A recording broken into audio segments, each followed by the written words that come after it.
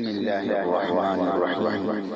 20 رمضان المبارک سن ہجری 1441 گزشتہ کل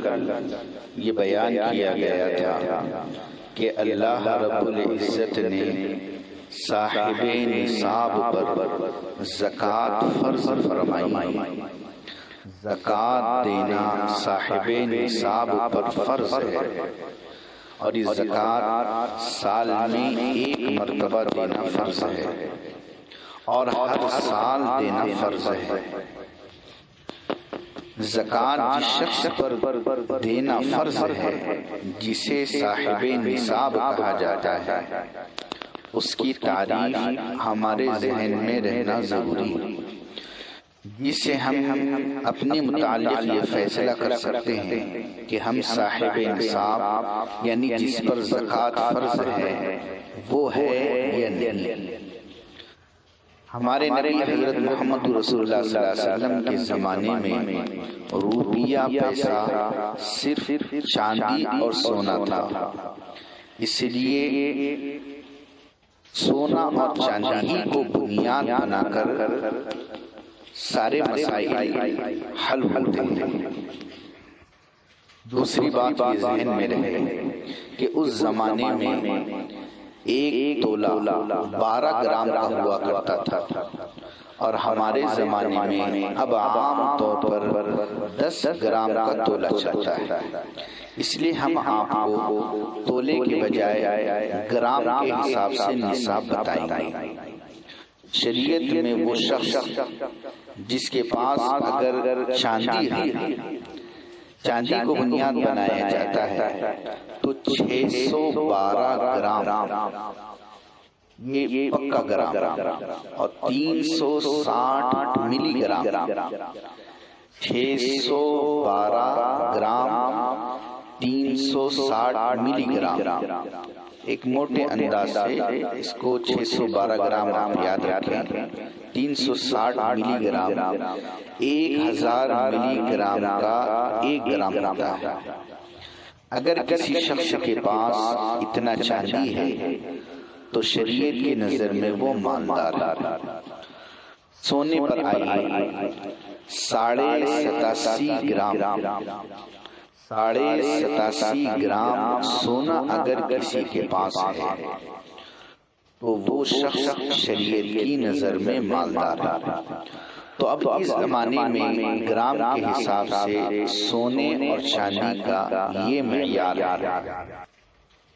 چلیے ہم سب سے پہلے روپیوں کے سلسلے میں بات کرتے ہیں۔ ایک شخص کے پاس روپیے پیسے تو کتنے روپیوں پیسوں پر وہ صاحب نصاب ہوگا؟ اگر کسی شخص کے پاس 612 گرام کے اعتبار سے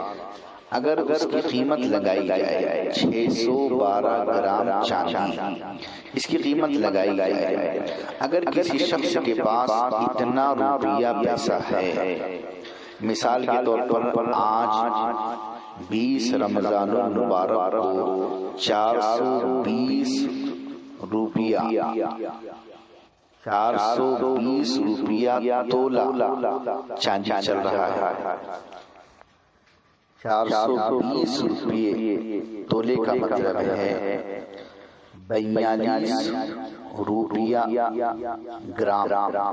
اگر کسی شخص کے پاس میں 612 گرام چاندی کو اگر ہم نے ضرب دیا 42 روپیے سے، اگر کسی شخص کے پاس میں اتنا روپیہ ہے جس کی قیمت 26,000 سے کچھ زیادہ ہو جاتی ہے تو وہ شخص شریعت کی نظر میں صاحب نصاب ہو گیا، مالدار ہو گیا۔ روپیوں اور پیسوں میں چاندی کے نصاب کو دیکھا جاتا ہے، سونے کے نصاب کو نہیں دیکھا جاتا۔ اگر کسی شخص کے پاس آج کے زمانے میں 612 گرام چاندی کے بقدر روپیہ ہے تو وہ شریعت کی نظر میں مالدار ہے، اور یہ روپیہ اور پیسہ جب اس کے پاس آ جائے گا تو وہ مالدار کی صف میں کھڑا ہو جائے گا۔ زکوٰۃ اس پر فرض تو ہو جائے گی، لیکن زکوٰۃ کی ادائیگی فی الفور کرنا فرض نہیں ہے۔ ابھی وہ مالدار کی صف میں کھڑا ہو چکا ہے، جب 1 سال گزر جائے گا، سال گزرنے کے بعد اگر اس کے پاس اتنا روپیہ یا اس سے زیادہ روپیہ ہے تو اس پر زکوٰۃ دینی فرض ہے۔ اب اس وقت میں اس کے پاس جتنا روپیہ پیسہ ہوگا وہ ان سب کو شمار کرے گا اور اس پر 2.5 گرام کے اعتبار سے زکوٰۃ نکالے گا۔ مثال کے طور پر اس شخص کے پاس میں 30,000 روپیہ آ گیا تو یہ مالدار ہو گیا۔ 1 سال گزرنے کے بعد اب اگر اس کے پاس 1 لاکھ روپیہ ہے تو وہ 1 لاکھ روپیے کی 2,500 روپیے زکوٰۃ نکالے گا۔ روپیہ پیسہ چاہے جیب میں ہو، چاہے بینک میں ہو، یا آدمی نے شیئر مارکیٹ میں اسے لگا دیا ہو، یا آدمی نے کسی کو قرض دیا ہو اور اس کے واپسی کی امید ہو، ان سب کی زکوٰۃ دینا اسی طرح فرض ہے کہ جب سال ختم ہو رہا ہے جتنا پیسہ موجود ہے ملکیت میں ہے اس کو شمار کیا جائے اور زکوٰۃ دی جائے۔